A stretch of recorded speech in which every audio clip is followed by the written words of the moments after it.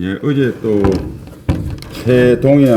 최동단에서 어이없는 경계작전 실패가 발생을 했습니다.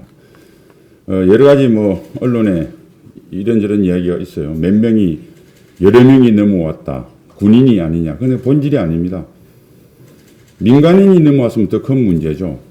그러니까 결국에는 우리가 과학화 감시 장비를 만들어서 병력을 대폭 감축해도 된다고 했던 문재인표 국방계획 2.0의 허실이 드러난 것이 아닌가, 저는 그렇게 생각하고, 문제의 본질은 훈련받지 않은 민간인이 넘어와도 그것을 제대로 발견하지 못했다. 보안책을 만드는 것이 핵심이라고 봅니다. 첫 번째는 지금 현재 2천억 원 이상 국민의 혈세가 들어간 과학화 감시 장비가 과연 장비 자체를 보호할 소요가 없는지 첫 번째 우리가 점검을 해야 되고요. 두 번째, 기존 설치되어 있는 과학화 감시 장비가 과연 제대로 작동하는지 장비의 관리 유지 측면에서 이렇게 또 점검을 해야 되고요. 세 번째는 이 과학화 감시 장비가 평시에도 이렇게 고장이 자주 나는데 이 전시에도 사용해야 됩니다. 적이 대규모로 남침하면 그것을 확인을 해야 되잖아요. 전시에는 알다시피 포탄이 막 떨어집니다. 그러니까 평시에 포탄이 안 들릴 때도 제대로 작동 안 하는 것이 전시에도 과연 유효한가? 이 세 번째 이것을 점검해야 되고요. 네 번째 이제 가장 핵심적인 것은 우리가 지금 전력 정강, 그러니까 이 국방계획 2.0이라는 게 좋은 무기를 사서 충분하게 전투력 발휘가 되면 그러면 병력과 부대를 감축하면 된다. 이 논리인데요. 이 순서가 있습니다. 노무현 대통령부터 박근혜 대통령, 즉 박근혜 정부에 이르기까지 원칙이 뭐냐면 먼저 전투력을 증강해 놓고 무기 체계를 갖다 놓고 그 다음에 확인을 한 다음에 가능하겠다 싶으면 그때 병력을 감축하는데, 문재인 정부 들어서는 먼저 병력부터 감축해요. 그러니까 무기 체계는 나중에 들어올 것이다라는 계획만으로 지금 막 감축하고 있습니다. 지금 노무현 정부에서 시작한 국방개혁 이후로 12.7만이 우리가 감축이 됐어요.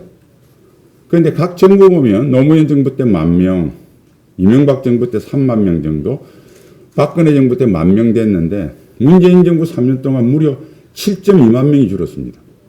12.7만 중에서 55%가 문재인 정부 3년 동안 과격하게 묻지마 병력 감축을 한 것이죠.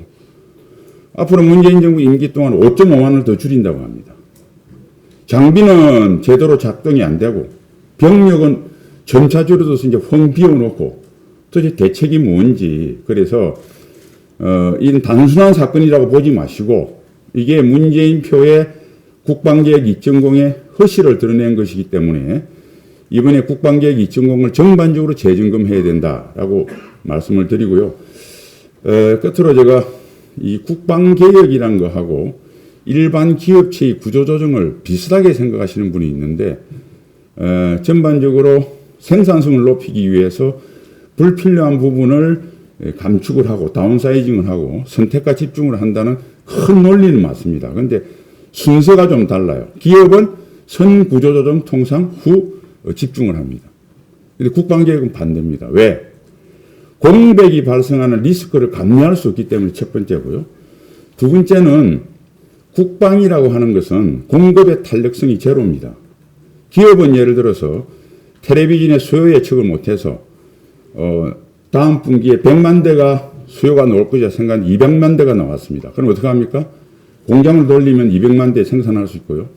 그게 안 되면 외국에서 수입해서 팔 수 있습니다. 정 안 되면 외국 텔레비전 회사를 M&A 할 수 있습니다. 국방은 공장을 돌린다고 일개 사단도 찍어낼 수 있습니까? 미국의 일개 사단을 수입해 옵니까? 독일의 기계화 사단을 M&A 해 옵니까? 공급 탄력성이 제로입니다. 그래서 국방개혁은 그 어느 분야의 구조조정이나 혁신보다 속도가 더딜 수밖에 없다. 이것을 국민들께서 좀 이해해 주시면 좋겠습니다.